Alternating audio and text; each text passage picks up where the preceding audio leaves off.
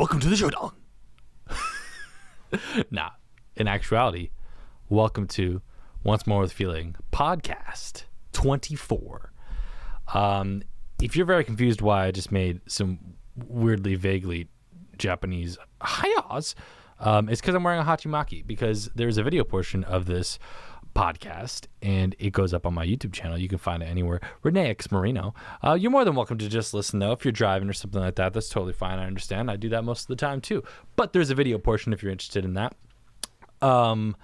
Yes, welcome. Number 24. I can't believe we've done 24 of these things. That means I've been doing podcasts for 24 weeks. I think I've only taken 2 breaks. This one is coming off of a break because speaking of things that were breaking, it was me, but also my computer was broken for a week, so I wasn't able to really post a podcast. I do these things on Monday and it was getting repaired on Monday, so we had to push everything back a week because that's just, c'est la vie. Sometimes COVID hits and sometimes your computer's broken and sometimes you just figure it out, but we figured it out and we're back and running, and so we'll be every single week. I mean, consistency is key and we are going to be consistent, but here we go. Okay, 24 weeks of this thing. I'm very happy. Honestly, really fun doing this every week. And yeah, we have my buddies Arthur, Tim, and Brian. They're working on a project called Jacob's Brother, and it's really neat. It talks about mental illness and in an interesting way. We talk a little bit about that, talk about some of their past projects.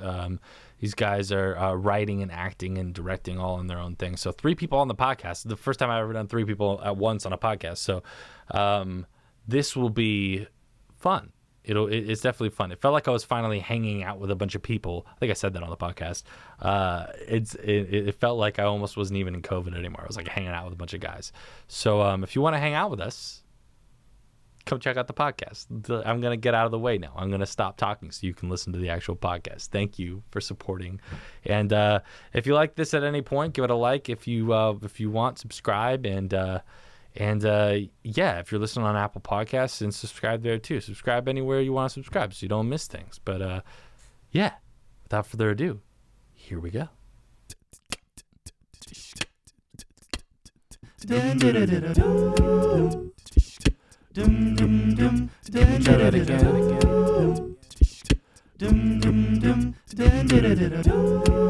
Once more with feeling.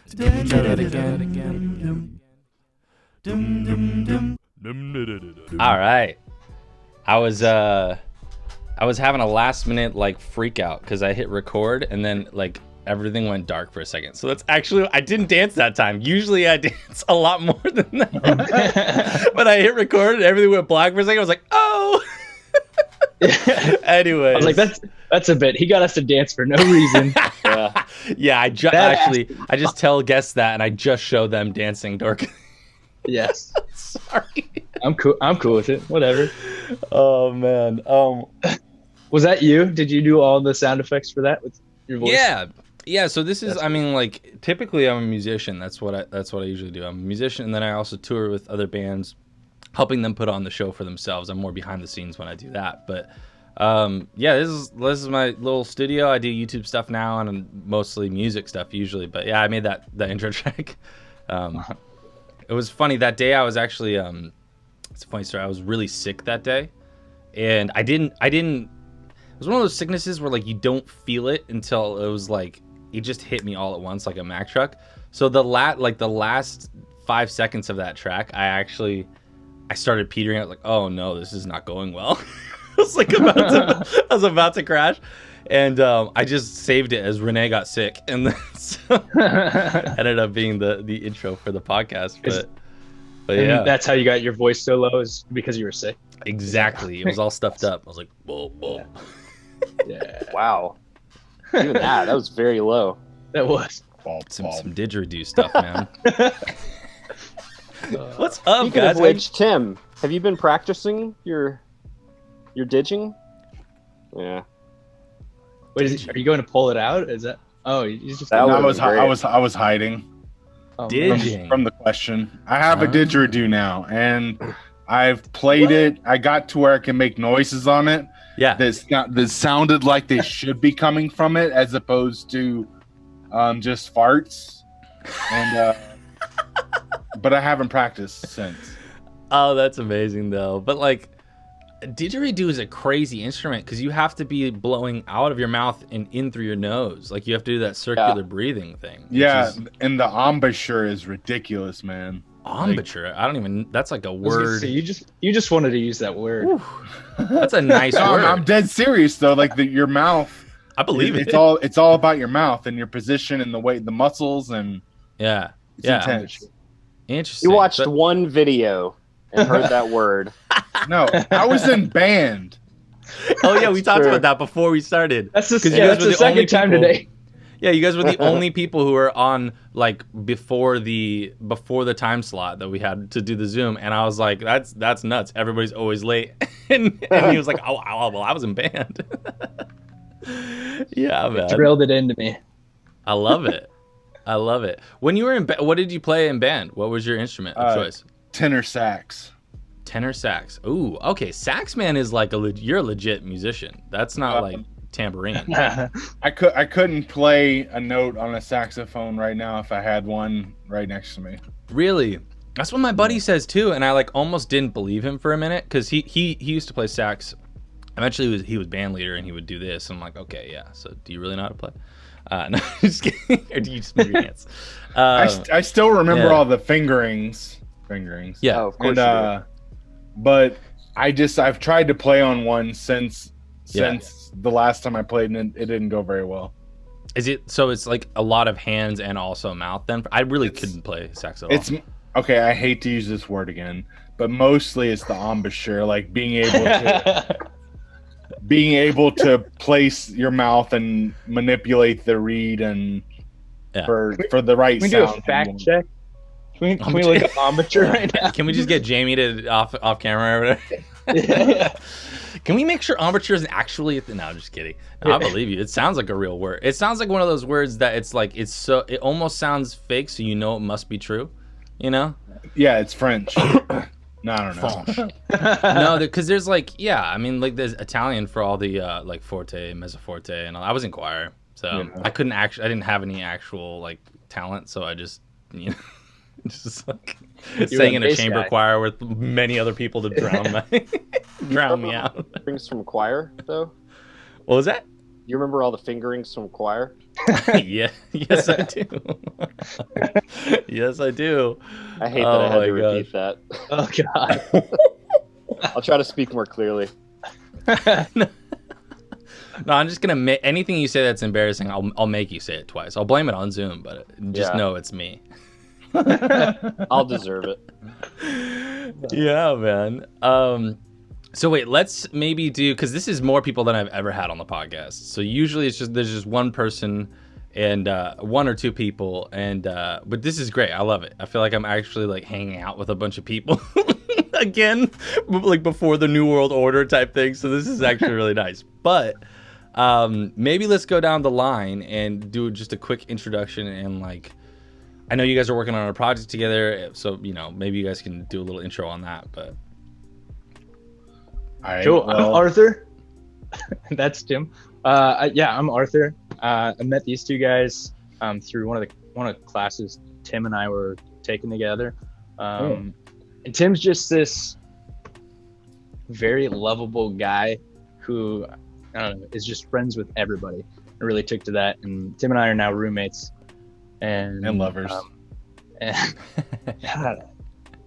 You gonna make him say that twice? I mean, listen, man. It'll come back. I don't judge here. You can do whatever you want on my podcast. That's the rule. We'll be lucky if he only makes that joke twice. Tim and I are roommates now, though. Right now, I'm in Kansas, though. I'm chilling with my parents. Any tornadoes? When's tornado season? Tornado season's generally like May. I just realized I still had this music going in the background. I'm gonna let it go though, because it's royalty free. So I feel like it's kind of nice as long as it's not too loud for you guys. I love it. I can't hear it. Yeah, I can't hear it. Oh, okay, cool. I had it pumping through, but I just realized I usually turn that off before we start, but it's all royalty free just in case. Anyways, sorry to interrupt. No, you're good. I love it. It's a wild one today, but Good jumping off point. Who's next? Well, my name is Arthur. No. My name is Tim. You had one job, man. One job.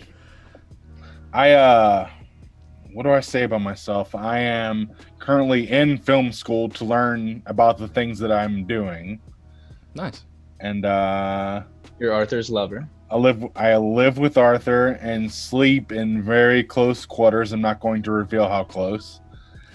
And Brian is one of my buddies and film partners, and Nice. we've done some projects together. Now, all three of us have officially completed a project, and we have other projects going. So, what can I ask what the name of the newest project is? Well, I'm Brian, by the way. Hi, Brian. Hey. Bearded Brian. The most recent thing we did together was actually it was a school project for Nice. Tim, and I don't know. I feel like it really got elevated higher than just like a little class project. Really proud of it. I'm proud of the work that all of us did on it. Yeah. And it's called The Last Temptation of Lenny. Oh, okay. Yeah, no, I saw that one. I just Yeah. wasn't sure which one it was, but that was I like that one. Yeah, I think it came out really great. Yeah. So, Brian, sorry, we cut you off before you do your intro. But tell me about yourself. I'm Tim's buddy, not lover. Maybe one day. Might as Hell well no. be sometimes. Hell no. Feels like. No? Okay. Maybe it'll be one big compound. Yeah, Tim and I go way back. We went to high school together. I don't remember him in high school, but I remember him though. I was That sounded True love story. Yeah. maybe he was just like like mean to him one time. Yeah, Sorry. that's very possible. Yeah, like we're both from the same tiny town in Louisiana, and I want to say when did we do Love Will Tear Us Apart, Tim? That 2013. 2013. Yeah, that was kind of the genesis of he and I working together. It was a little horror comedy short that we shot. Man, we could talk about that for days. We shot it like out in the bayou, The man. sticks, man. The Oh, sticks. wow. Yeah, we were like we did a lot of because it all took place at night, so we did a lot of Yeah. overnight shoots. Oh, that'd be and spooky. there were nights where we were like out on this little pier filming, Mhm. and we would shine some of our film lights out at the water, and we would Yeah. just be surrounded by alligators. You just see Yeah. their eyes lit up. And we even had one. It was like it looked like a little. It was probably about 5 feet. Like it wasn't a very big one. And he was just coming right up to us, man, just hanging Just around wanna hang out. Yeah, it was terrifying. Oh gosh. Dang, dude. Well, that probably added to the horror element, to be honest with you. Yeah. It probably made it just that much more scary, at least in the actor's eyes or whatever it was. It's kind of fucked up in retrospect that we put as many people through that as we did. It was a pretty big cast and crew. Had a lot of people out there. That's usually where like some of the best stuff I feel like comes from though, and they're like, I don't know how we got away with that. Like just Yeah. like whenever I hear that, I'm always like, oh, that's probably pretty good. Nobody got hurt. We That's amazing. we did some stupid shit looking back on it. Yeah. Even just being out on Amazing. that pier, man, that thing was rickety as hell. Dang, so you guys are all kind of from the South, Yeah. but do you guys all go to school out here in LA, or do you guys like? I did. Go to- I'm done with school, thankfully. Yeah. Okay. Yeah. Yeah. Same. Okay. Cool. So you guys are still okay. So, did you guys all meet in school at college, or what do you? Tim and I in high school, and then Got it. Tim and Arthur, Playhouse West, right? Yeah. Yeah. Oh, So nice. act Okay. school. Oh, nice. Yeah. Nice. Okay. Very cool. So do you guys write everything together at this? Like when you guys are working on projects, do you guys all write together? Or like some of you guys directing or what's? Well, I know that you're doing some acting with Lenny. I saw that. well, Brian and I write a little bit together, but Brian does a lot of the heavy lifting so far as the writing goes because he has a master's degree in screenwriting. Oh wow. I like that, Tim. Not cool. So, but I help him write a lot of stuff, and Nice. yeah, so we do it that way. Like the Lenny project. Yeah. It was my conception, my idea, and Brian helped me write it and helped me direct it and shoot it. And but wait, I want to share something. The way I got Lenny, the idea it came from. I thought it'd be really fucked up if Brian killed his cat, and that evolved into a sock puppet, and Oh hell yeah. like that's just where that idea came from. I don't know if I knew So that. Yeah, I just thought it'd be really fucked up if you took You're something, right. if somebody took something that loved them and that you loved so much, and just And that turned into smoking crack with a sock puppet. yeah, Dude, amazing. No, I'm sorry, snorting crack. Amazing. Snorting crack. Snorting crack. Crack was in the system one way or another. Tim, That oh, sorry. yeah. Give us a log line. Oh God, I guess I outed you for the master's degree. A young Christian lad must reconcile his Christianity and hedonism. I don't know. you do it way better than me. I want Arthur to try. No, Yeah, put that He was in it. master's He was degree. the yeah. Okay, I'll try. You all have master's degrees? Wait, No. at least 2 out of 3, right? I only have a bachelor's. Yeah. Oh, okay. I was like, wow, this is like I'm amongst scholars here. Like, what is? You know what these is books this? behind me? I was gonna say, I've read like, all of them. damn. All right. Brian's like, yeah, these aren't records. These are all my degrees. Yeah. Pretty much. Just very thin books. Yeah. 2 to 3 pages. Bible pages, right? Yeah. Right. All right. So let's hear one more log line, and then we'll. Do we? Arthur. Yeah. So basically, Lenny is a Christian fella. He's really gung ho in the youth department. He even goes to Himprov. You heard that right with an H. Capital. Himprov. Capital H. I love that. That's right. Yeah. And one day, he's trying to be a comedian on his YouTube channel, in the space of Jesus Christ, his Lord and Savior, right? And his arm gets kind of possessed by this demonic sock, right? And Spoilers. I'm sorry. Oh yes, logline. I'm terrible at this. Log Oh my lines God. are only I feel like we supposed to just be leave 1 it to there. 2 sentences. I feel like we just Oh leave it shit! there. I'm sorry. 4 words tops, man. All right. I'm done. I'm done. I just ruined the whole thing with this I'm podcast. done. Just scrap it all. Oh my gosh, guys. No, I feel like I feel like that alone would entice people to go and watch it, Go because watch they would be like, a demon sock? Okay, I'm in. You're either in or out, right at that point. Yeah. Here, look. No, dude. This That is was a good funny. litmus I liked- test for whether you will enjoy this, I think. Yeah, The yeah. name of the puppet is Socrates. Oh yeah. Yeah. It was, you know what I appreciated the most out of that whole thing was the jokes are funny. I love like the fact that he's like quoting, was it Matthew while he's cutting his arm off? Like that was just so like it was very detail oriented. And one of my favorite parts that wasn't even in the actual film itself, but like you guys made its own like YouTube channel just for this short, and the short itself references followers and stuff like that. The follower count is correct. I don't even know how you guys keep that going, but the follower count for that account is correct.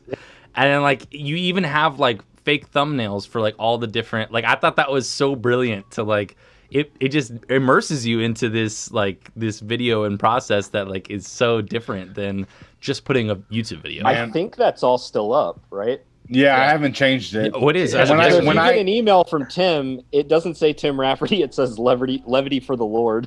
And it's got me going. Yeah. Yeah. Oh man, Those were fun. Those That was too thumbnails, good. the ideas for the skits that he would have done. Might have been one Yeah. of my favorite things to do. I just kind of coming want up to with do one of those skits. That's a great idea. there you go. You're hearing it Man. here first. That would be. I just thought that like because it's. I feel like so much of what we're doing now, like as creatives, it's like you start in one like arena and then it kind of bleeds into other. It's like obviously like YouTube is your guys' space in some way, right? YouTube, Vimeo, like when you're making films or short films or shorts, you put them up on those platforms. But like to go as far as like making a whole account that is like a false account that you know what I'm saying, like the intricacy of that, and like I see people, and like, to maybe correlate it to music, like I see people who make entire Instagram accounts just for the new album that they're releasing, and you know, and they post little teasers there and things to get people hyped on it, and it's just interesting to see that in your guys' arena of like, and how you might use that. I don't know. It was an interesting take. I'll credit that to Brian's attention to detail, because the process of making all those thumbnails, it took a really long time, and I was like ready to go home, but Brian was like, no, we're gonna fucking do this, it's gonna be great. And having you comment on that being one of the major takeaways that you had from that, the attention to detail, is like, fuck, I guess Brian's right, it's worth it. Totally worth it. I'm vindicated. Yeah. Yeah. Just in this moment, man. That's what I'm here for. Make you guys feel good. No, it's cool though. I think that like I love things that are immersive. I like things that like really have it, like you said, attention to detail. Things that like people are paying attention to the corners. I think it really rewards the viewer, you know? I don't know if you guys feel like that's true, but Yeah. It's like I always loved Easter eggs in movies and stuff like that. Like when they had little things that you would just like, oh, okay, like that. Like you wouldn't catch that unless maybe you watched it twice, kind of thing, or whatever it was. Yeah, one of the first movies I remember feeling like that about was like Shutter Island. You guys remember Shutter Island? Only Because it's like when you have that big reveal at the end, you feel like I gotta watch this whole thing again and like see what's going on. And there are so many moments that are like could be interpreted one way or the other, and it makes it interesting for like replay value and things like that, and re-looking at things and taking a deeper look at it. But I feel like any good movie should do that. I think, or just any story, like revisiting any story should. It should be rewarding in a way, like even if it's not about like reveals and stuff, it's just stories should feel inevitable even if they're not predictable like the first time through. And part of that can totally be creating those immersive elements, and I love that. I love just finding a tiny little detail that just feels like true about this world, and just being like, yeah, that's because then it feels less like you're creating something and more like it's a process of discovery. Yeah, like, oh, I'm an adventurer out here, and like this thing exists separate from me, and I just found this thing, and it's I don't know, it feels more real. It's almost that like way. a portal into another world at that point when you're creating something like that. Yeah, yes. I'd agree. Yeah, I'd agree. And I think another corollary with what I do in that sense is like when people take the time to create an album, you know, as opposed to just like singles. I love singles. I love pop music in general, so it's not something that like I like, you know, wag my finger at or anything. But there's something to when you create a common theme or something when you're writing around, even if it's just like five songs, like very short EP or something. But it's like I've seen people where they make albums where it's like just based around like anger, and the whole album's themed red, and like there's each song is like, or the grieving process, and I've seen people where they do like, you know, like I forget all of them now, but it's like forgiven, like acceptance, denial, whatever all those things are, and like going through that. And I don't know, like concept is so intriguing to me. But what can you explain a little bit about what you said a second ago, because I thought that word was really interesting, inevitable. I like that. Yeah.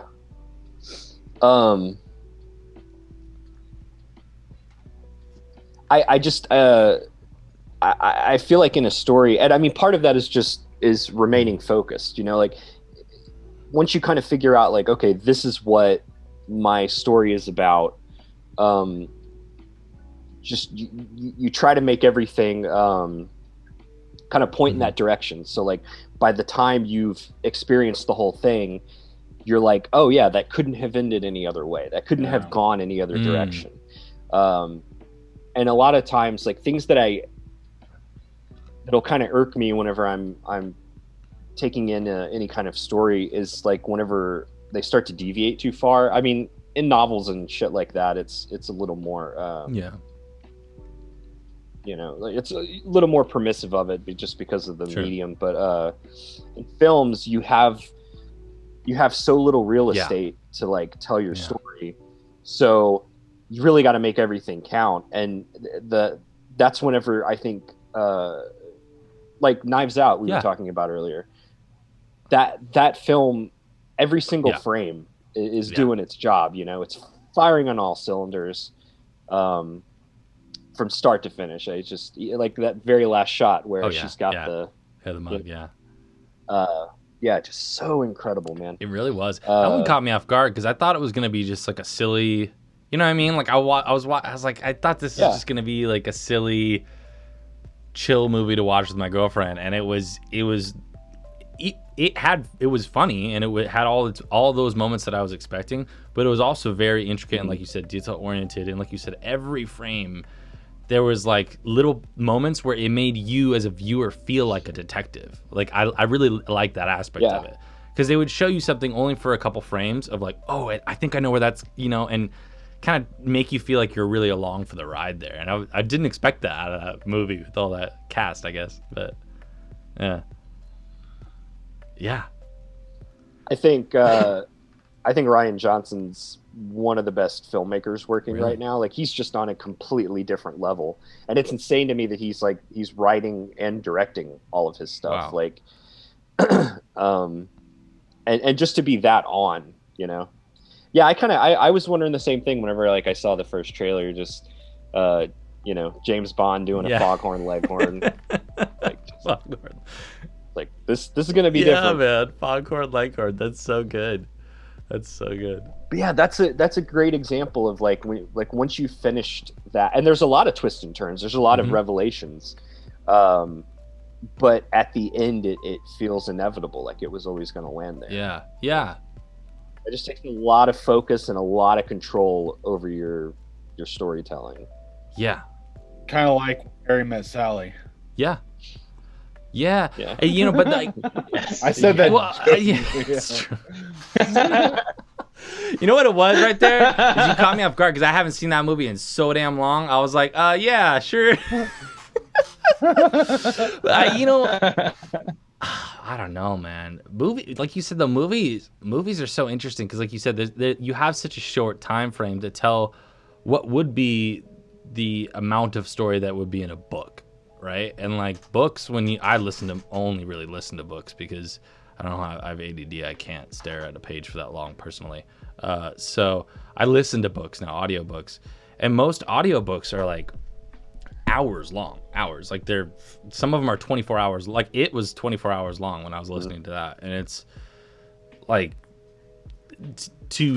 and oftentimes they're making books into movies now. So it's like to dilute that in a way that actually does the original art form justice, and also like, you know, make the new medium have justice and stuff too. It's like, I don't know.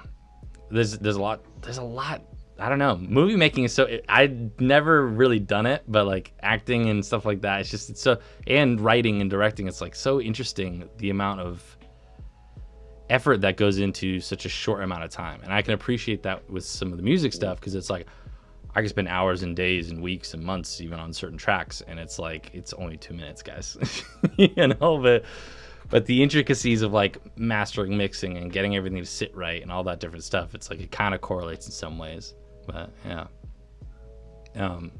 I really love the way that because I coming out of high school, I was a musician, and for the first like 10 years of being an adult, that's what I did. Like I was in a band. Eventually I was like the front man, and I was writing all of the songs, and it was such a natural progression to go from telling stories in a song to telling stories, you know, in other ways. And there's like, I don't know. I want to attribute this to Miles Davis, but I feel like I'm just maybe conflating something in my head. But there's that old adage about jazz where it's like it's more about the notes you don't play. Yeah. Oh, that's super true. It's so interesting how things like that will also apply to filmmaking. How so? Like, how do you feel like the empty space? Because I definitely know what you mean by that in music. Because sometimes like having, especially in pop music, that's very clear when you have like everything go, and then the drop happens or whatever. Like that empty space gives room for the big moment to happen next. But I'm wondering how that equates in film.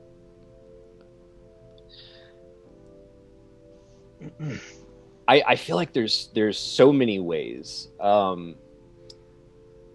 Maybe not in like a one-to-one metaphor, but like with writing, there's this whole thing about killing your darlings. Like sometimes the things that you come up with that you love the most just aren't working, and sometimes it's hard to see because you're so proud of it and you love it so much, and you spend so much time on it, and like the last thing you want to do is cut that scene, especially once you've gone out and shot it and you got these great performances, but like it's not working because of the the timing, or like it's just like happening in a place when the movie needs to speed up but it's slowing down. So like there's that aspect of it.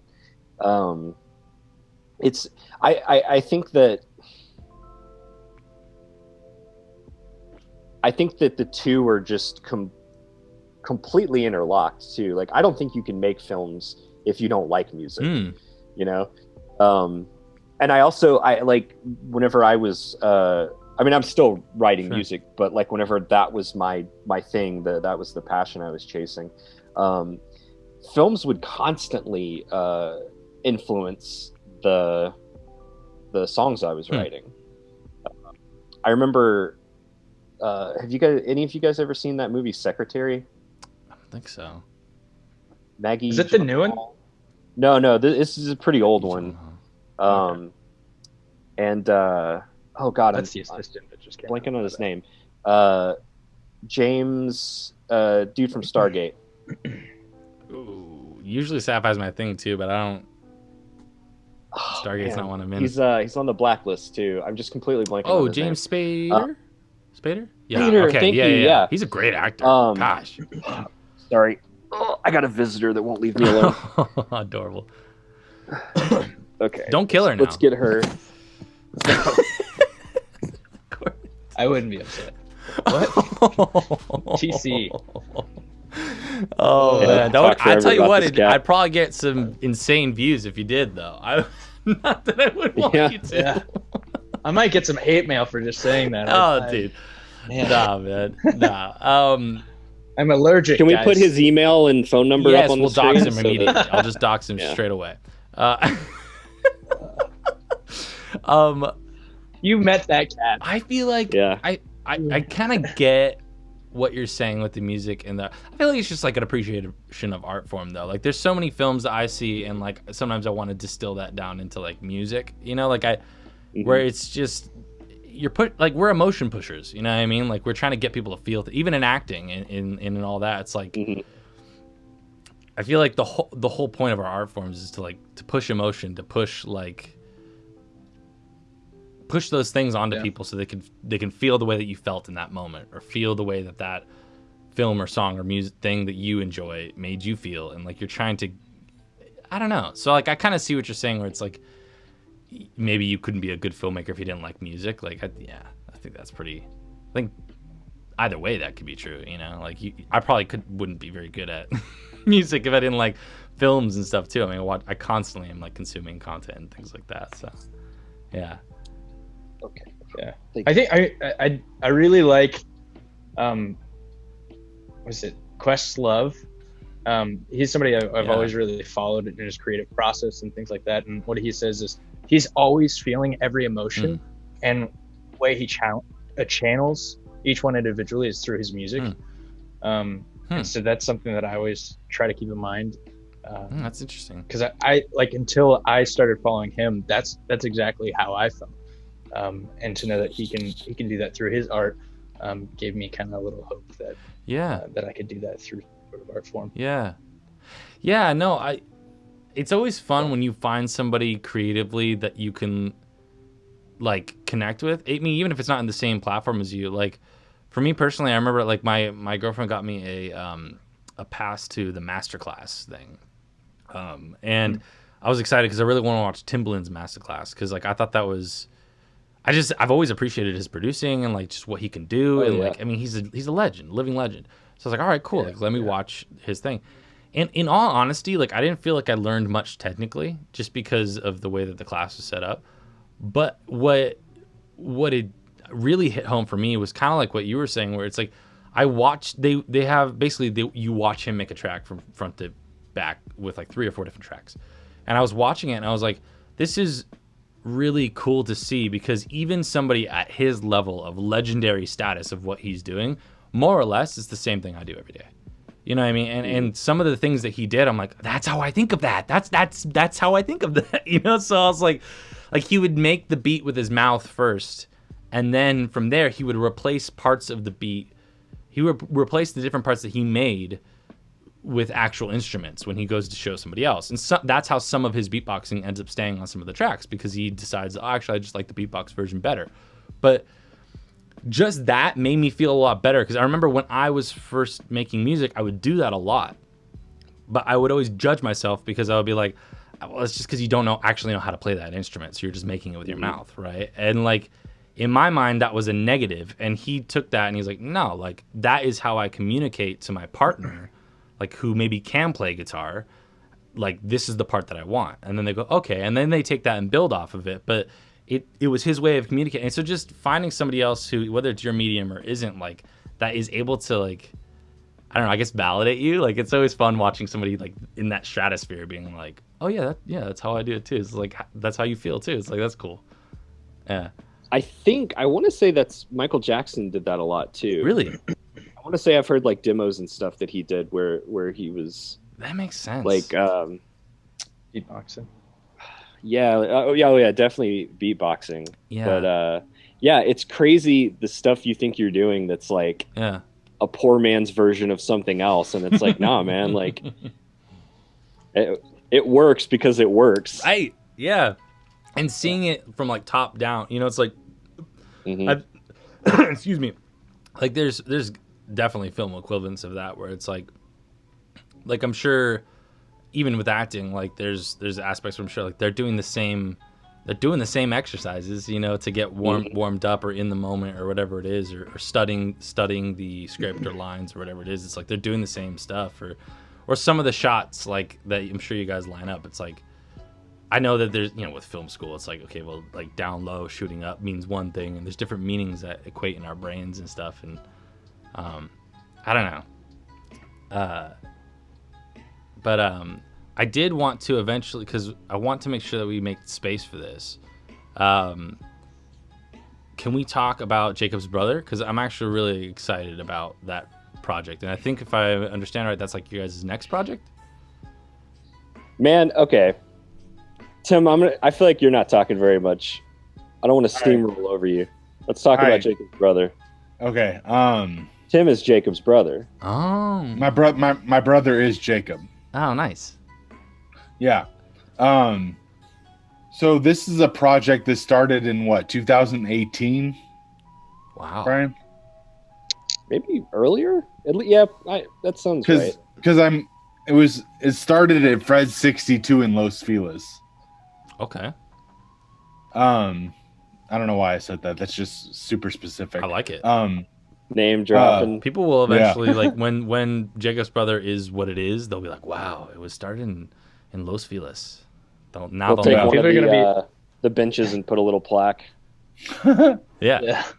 Man, it started off with a bang. Like we recorded a video and it got a lot of views and a lot of response, and people were like, hell yeah, let's do this. Well, why did we record the video? What was the premise of that first video? The first video was telling people that we were making a movie. Mm-hmm. Where? In Louisiana. There you go. Nice. I don't In like your what's going- hometown. I don't like what's going on here.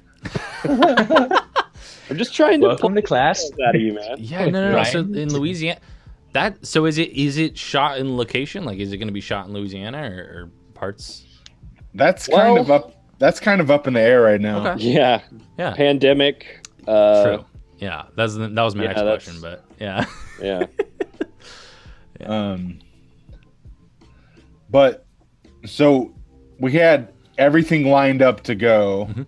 We were good to go, and we had some investors back out for various reasons, and then left us really short because we were going to be flying people Yeah. to Louisiana. Oh wow. And we wanted to hire LA talent so we could work with them and get familiar with them while we were preparing to shoot. Mm. So just a couple of our principal actors. Because when we started this, I was in grad school, and it was very obvious that even though I did travel back and forth quite a bit, I wasn't going to be in Louisiana as much as I would have needed to work with actors over there. But I'd say like ultimately it would have been probably like 90% cast and crew.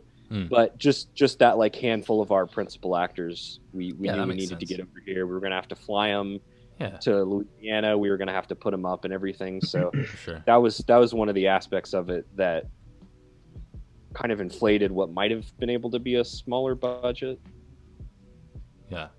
Yeah, I mean, it makes sense though that you'd want at least the actors to be nearby. Because I mean, you got to get them up to speed. You got to make sure that everything's ready before you go out there. And barring you guys basically living in Louisiana for however long that takes, I mean, imagine that takes a while. So yeah, that was the plan. Just rehearse the hell out of it, and then get out there and not have to do take after take after take. Right. You know, run and gun, just do it. Just have it down. So at that point, it's like, okay, 1-2 takes, maybe 3. We've got what we want. Now we have a little time to play around, and we can like discover some stuff, rather than people not knowing their lines or not knowing what the intent behind the scene was. Like, just get that all out of the way over here, just to save us time once we're actually on the day on set.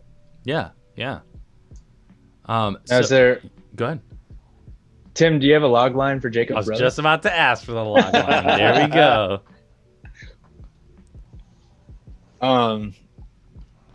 A aspiring stand-up comedian has to learn to fuck. It's been a while. It's been a while since I've done this, dude. It's all good. He has to let me learn. see if Yes. Okay, go ahead. No, go. He has to learn. He has to learn to either continue his lifestyle as it is or manage his mental illness. Okay. Yeah. Okay. Aspiring stand-up comedian has to learn whether he wants to. Okay. Yeah. Okay. All right. Yeah. I like it. Okay. which is actually what I went through. Nice. Because that was the next follow-up. So this is from lived experience, basically, from your life, almost autobiographical, kind of semi. Very loosely. Okay. All right. Like so much that the last draft we wrote was not very autobiographical at all, or biographical. Fair enough. Yeah. But a lot of the concepts came from my life. Like Sure. Like whenever I was first diagnosed with bipolar type 1 disorder, I struggled with, because the doctor was like, you can't drink or smoke weed anymore, and I was like, fuck you. And he was like, all right. So I continued to drink and smoke weed, and I didn't get better. Life just got worse. Yeah. And it took me 4 or 5 hospital visits where being locked up in a unit for 2 weeks to be like, okay, I can't do this anymore. And that's where the heart of the story comes from. Right. Yeah. Well, I feel like that's really, it's interesting. Like, it may not be, like you said, directly autobiographical at all points, but like just the fact that you have the lived experience to write about that and work on it adds, it's got to add so much more depth in meaning to the project that you're working on, you know? Yeah. Man, check this out. While we were doing that, our buddy worked for the governor, and we got was it a proclamation, Brian? Wasn't it a proclamation? Yeah, it was Mental Health Awareness Week. Oh. Wasn't that what they... Yeah. So we got the governor to meet with me, That's the Louisiana governor, to meet with me and give us a proclamation for mental... It's a... Is it October? October. One of the weeks in October. I can't remember right now. So in Louisiana, it's like officially Mental Health Awareness. No way. Yeah, there's a picture that we posted on our social media accounts of Tim with him and then holding up the proclamation in front of the Capitol and stuff. We did a lot of really like just kind of pertaining to the film, but like outside of it. Tim delivered the keynote speech for NAMI of Southwest Louisiana. Okay. We have a video up of that somewhere too. He gave this really great speech. And that was one of the things that was so exciting about it to us is we were thinking like, okay, sorry, kitty. It's all good. We were like, before we even really started like pre-production and stuff, we were looking at like different distribution routes, and it wasn't just about making money. It was like, we really cared about the topic and stuff, and we wanted to make something that would resonate and that could potentially help people. Yeah. And we were thinking like, man, like, I wonder if there are distribution routes for like getting your film into the psychology departments of universities or getting in libraries and stuff. And so part of that, we were thinking once the film was done, we could do like a tour almost, and like the really old school films where they would do like these kind of revival-esque road shows and literally like a band would tour, you know? Yeah. Just go into like different places and holding screenings for like, you know, whatever chapter of NAMI is up in Boston, because that's where the titular Jacob lives, Tim's brother. There was so much surrounding it too that I don't know, it still does, but it really felt like we were kind of onto something special there. Because of all the things surrounding it too. Sorry. Yeah, I feel like that would be really interesting. Like going around, like doing the tour thing. It sounds like, I mean, like bringing it to people, you know. And I think there's also like, I think it's really cool that you guys are trying to create art around and especially, correct me if I'm wrong, but it's comedy, right? Is there comedy to this? Okay, cool. Yeah. So, I mean, I feel like it's really cool that you guys are trying to make not only maybe something that has levity, but also like an actual art piece around something like this, because I feel like there's only so many documentaries you can watch, you know what I mean? And like some that documentaries might not interest everybody. I don't know if that necessarily makes sense, but like unless you personally have somebody who's like affected by that, you might not seek out like, oh, there's this bipolar documentary or whatever it is, or mental health documentary or whatever it is. But like when you make something more accessible around it, like, yeah, it's more accessible. Exactly. Like somebody might go in and watch Jacob's brother because they just want to see it, or they want to support you, or they want to support their friend, or they find the topic is an interesting movie thing, but they wouldn't have necessarily sought that out if it was like so dry. And so like I think being able to, like you said, like process that through your guys' like creative lens and make something that like you're able to talk to more people that way, I think that's really cool. You got to Trojan horse it. Yeah, Sneak the message in. Yeah, I like that. Actually, I never thought of like that kind of that way. Trojan horse. That's actually pretty cool. Yeah, that's any other way that you do it. If you're not if it's not a byproduct of the story you're telling, it's just going to feel like you're preaching at people. I think that's why a lot of times documentaries are. And look, I watch documentaries constantly. I almost prefer them sometimes. But I love the world ones. The ones with animals. The ones with animals. Sorry, just quick side. Yeah. Dude, I can't get enough of that. Like the ones with like, because I don't like typically seek out the science stuff on my own, but the one where they're like, the world is so insane. Like we are basically aliens. Anyways, I was watching one recently, and I was like, we live on a spaceship that is insane, and like these crazy animals exist, and also we're insane and crazy, and we have a lot of stuff going on. Sorry, like bipolar disorder. Fair enough, like bipolar disorder or ADHD or all sorts of different kinds of things. But yeah, man. No, but like you were saying, sorry, about documentaries, and like you prefer them at times, but yeah, it stuff like that makes me feel like I'm being productive. Yeah. It's like, oh no, I'm learning. I'm not just watching entertainment. But I mean, like that's really all documentaries are at the end of the day too. Yeah. But you know you're being fed a perspective. Like you know you're being that there's like an agenda there.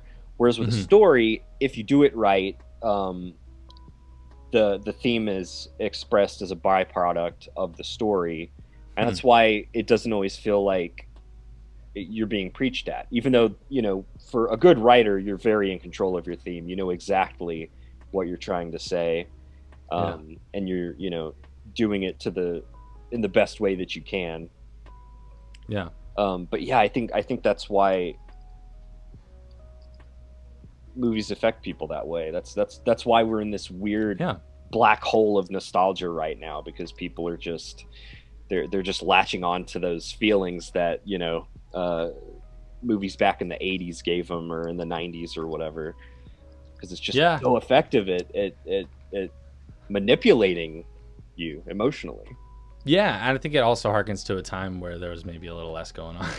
Or at least they think there was less going on. There probably was just as much in some ways going on. It's just they didn't have that lived experience. Yeah. Are any three of you acting in Jacob's Brother? Like taking any sort of role? Arthur and I were supposed to in the latest draft, but that's all subject to change at this point. Yeah, we're in a really weird place with the movie right now. We're actually supposed to start talking about it as soon as I got done with the screenwriting workshop, and that was yesterday. So we're going to be talking about it pretty hash soon. it out over here. No, I'm just kidding. Let's just hash it out right now on the podcast. No, just kidding. Just make you guys talk about it. Joe is fired. Brian's gone. We got that on recording, right? Yeah. Arthur's just, we're cutting you. Sorry, but no, just in the middle of the. He just ends the call. You can still be a PA, though. Wild. Yeah. That would be even worse. It would be one thing if you fired him on the podcast, but you imagine like he gets demoted and he just has to stay on. But like, you'll be like, I'm like the guy who follows my replacement actor.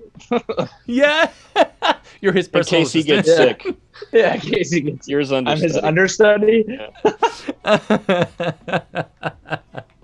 Yeah. Oh man, how many ways can we humiliate him? Oh my gosh, that's funny as hell. So everything pauses because of COVID. I mean, the world's on pause. I feel like 2020 is almost like a free space on a. I mean, as long as you don't die. it's like a free space on a bingo card where it's like you just take some time and just figure out what your next steps are. We had kind of we had to hit pause because we had investors drop out, and so we started. We've kind of always had contingency plans for everything. Like it's been years, and so we've talked about this a lot. And where we had kind of landed was we thought, why don't we? Because we're just itching to actually make something. I imagine. For as satisfying as it can be to write, like it's, you're not sending a script out. It's not the final product, Right. So we came up with the idea to do 2 short films based on elements that we pulled out of the feature script. And cool. We actually got around to doing one of them. We probably should have sent that to you. It didn't even occur to me till just now. All right. But we got one of the actors, she plays a character named Jerry. Her name's Stephanie Estes. And she's actually, great. She's incredible. Really good. She was just in, what's that? Tales from the Loop. Tales from the Loop. On Amazon. She had an episode in that. So she came over and we just really small crew, just shot it in one day. And I think it came out incredible. And I was getting ready to submit that to some festivals, and then the pandemic happened. And I'm like, I've been talking to friends and stuff, and a lot of them are like, wait until they can start having the festivals, because so much of it, going to it, networking people and stuff. So even our contingency plan, then the pandemic came along and just completely fucked all that up. Trust me. Yeah, I definitely get you. I opened a studio right before the pandemic happened, so now I do podcasts. No, just kidding. I was doing podcasts before that, but I definitely understand what you're saying, man. It's hard. It's a weird. It's like you said. It's like there's always a contingency plan, but then there's so much of what we do is communal, especially film and acting, where it's like and again, I feel you on what you're saying about the writing process, because it's like, I can only write so many songs by myself before I feel like, all right, man, it'd be nice to get this with somebody else, or get somebody who's a little bit better at me at doing certain parts of what I do, like maybe the beat or writing or songwriting. I do a lot of songwriting, but it's like, if it's not, I can only hear my voice so many times, you want to start incorporating other people in what you do. But that was also a question that I have for you guys, was are you guys pivoting during this time? How's that working for you, pivoting? Which you guys sound like you did in a really big way, making almost breaking chunks off of the story that you were working on. That's an interesting way to go about that. Yes, we did. We started with this smaller one to kind of prime us, and then I was literally I had made a trip to Louisiana to work on a different unrelated project, and then I got back home and we were gonna really dive in and do the second short that was going to be bigger, was going to require more resources, but I feel like that's the one that it was going to be, assuming it did well in festivals and we could get it in front of some eyeballs, I feel like that's the one that would have been hey, this is kind of the calling card for our film. This is the thing we want to do. This is representative of what we were envisioning. And I got home in, I think it was early March, late February, and boom, right then, pandemic hits, everything shuts down. It was just the perfect storm, man.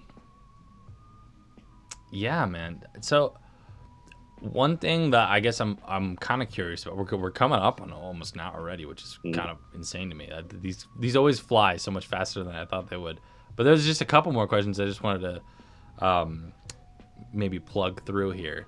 One of them was, do you guys find it hard or difficult to talk about these issues with, maybe this would be directed to Tim, but to talk about these issues with a sense of levity, comedy? Because I feel like most of this time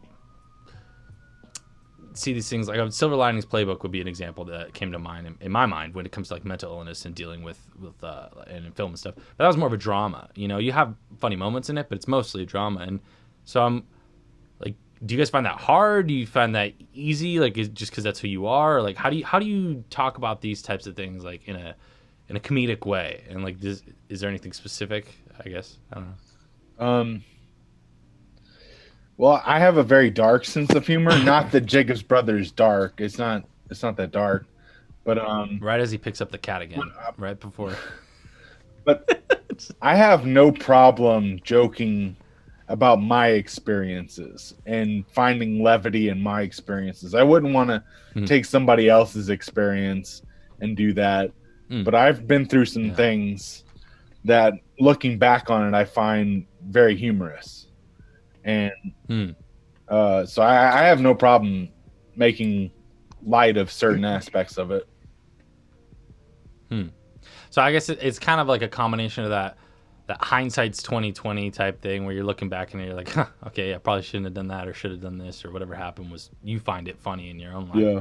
But yeah, I can see that too, though. I guess that's one of the benefits of doing it semi like big parentheses on semi autobiographical is like when you have those big moments, I guess you're mostly talking about something that you've lived, so you don't feel like it's false. And I think that translates most of the time, where it's like people don't feel like you're making fun of somebody because it's like you're talking about something you actually have lived, you know? Yeah. Tim, what do you think is like looking back on it, what do you think is like the funniest story that you have from your episodes? One of the more funny things is, first off, I'm an atheist, but I got on top of a table in the hospital and started preaching with a Bible and started getting and telling people that I was Jesus Christ. And I believed it too. I thought I was Jesus, like reincarnated. And whoa. And I was trying to tell people that they should worship me. Wow. Which is wow. Kind of fucked up, but like I find it very funny. Yeah. You know what? I think that speaks a lot to hopefully I'm not overstepping bounds here, but I think that speaks a lot to where you must be at with things, because I think people who are comfortable with themselves and have moved past the hard points of whatever that is. Like if we were talking about this like a month after or whatever, you might not be in the place to think it's funny. But like now, like you seem very like in a different place in your life and much healthier and happier about it. And so like I imagine it's just like anything else. You just gotta laugh through it because it's just one of those moments where it's something that you lived, man. That's intense. I had a lot of moments like that. I'm not going to share anymore because some of them are really fucked up. Sure. But worse than declaring yourself Christ. Man. I also exposed myself to a male nurse a couple times. That's the one I was hoping you would Man, tell. I knew it. See, I knew it. I love that he was fishing for a certain story. Like he knew one that was out in there. He was just trying to go for it. I mean, I was also curious what he was going to pick, but sure. Yeah. That's a great one. I was hesitant to tell everyone that I exposed myself to a male nurse. Yeah. I was just like, what's up with this? The phrase that you just used would be just imagining that very cinematically because we're talking about film. And I just imagined you. What's up with this? Oh my gosh! Just the frame just cuts right below your belly button. Yeah, I got a big belly button.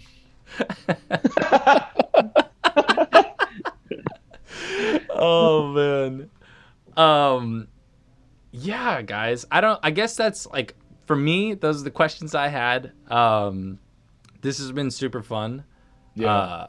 I am excited that you guys have part of this, at least maybe like some spin-off version of this already recorded. Do you know when that will be out for people to see, at least that part of it? I know you guys are kind of on hold as everything else. Yeah, I mean, it'll probably be at least after it's had a little festival run. Fair enough. Yeah. So, God, who knows? Whenever the world Who opens knows? up again. Yeah. I always feel bad. See, one of the funny things is that like running a podcast, like part of what I have to do is ask questions and even ask like sometimes tough ones. But that one, I always feel bad asking people like, "You have anything going on right now?" Because I don't have other than this every Monday. You know what I mean? Yeah. Like I'm in the same boat. Everybody's on pause. This is the free space on the bingo card. But I, gotta ask, gotta help you promote if I can. But I know you guys have like some sort of, I don't know if it's a GoFundMe, but can you maybe briefly state where people can find and support Jacob's brother and maybe find some other stuff like Lenny's final trial. Sorry, I'm saying that wrong. I know. Last Temptation of Lenny. Last Temptation of Lenny. I really liked it. I'm horrible with names. My apologies. But Last Temptation of Lenny is up online, and I will link that below. I'll link all your guys' socials below. But is there a specific space they can find and maybe support Jacob's brother? Well, I'm surprised we didn't talk about this. So we had a crowdfunding campaign for Jacob's brother. Oh. That was extremely successsul. Amazing. We did that through a website called Seed and Spark, and they're great. It's a very great site, very great company. And it's basically Kickstarter for films, for independent filmmakers. Oh, cool. So yeah, you can look us up on there, Jacob's brother, Seed and Spark, just to get an idea of kind of what we were going for. I feel like the campaign film that we made kind of captures a little bit of what the film would have been like, especially some of the supplemental videos. I don't know if you saw any of those.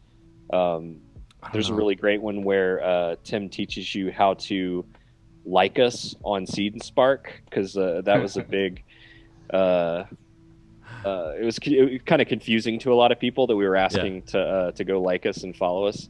So we made like an instructional video, and I that might have been one of my favorite things that we did. Oh, I missed that. I'm gonna have to check it out while I go and like and follow. Worth mentioning. So Lenny, we're actually submitting to festivals too. So technically that's not available yet. That's going to kind of have a little festival run too. We probably should have mentioned that whenever we sent you the link. No worries. But, I love when I'm privy to things before they happen personally, but I won't link it then. Because obviously if I link it, it's out. So all right, guys. Well, I will collect all socials and relevant links. Cool. To put below. Is there anything that y'all wanted to say before we wrap it up, or? Thanks for having us on, man. I love you. Just leaving space. Yeah. Did you say I love you too? I love you. I love you too, buddy. I'm starting to see what you guys are saying about he's a lovable guy. Yes. Yeah.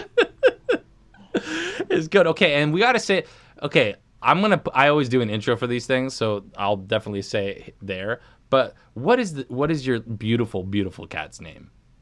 This is TC. TC. Okay. Yeah. Her eye is her. Yeah. Her eyes are incredible. Like she was just. I'm not gonna lie. She was watching me for part of the pod, looking at the camera, and I was like, "Wow, damn. All right." I was a little on edge. She's so beautiful. She's prettier than most girls I've seen. She's got a little bit of tape in her tail. She's got those eyes that see into your soul. She's very much that kind of cat. Yeah. Well, anyways, thank you guys for coming on. I appreciate it. I want to end the recording here, but okay. Thanks for going on. Once more, with reading. Try that again.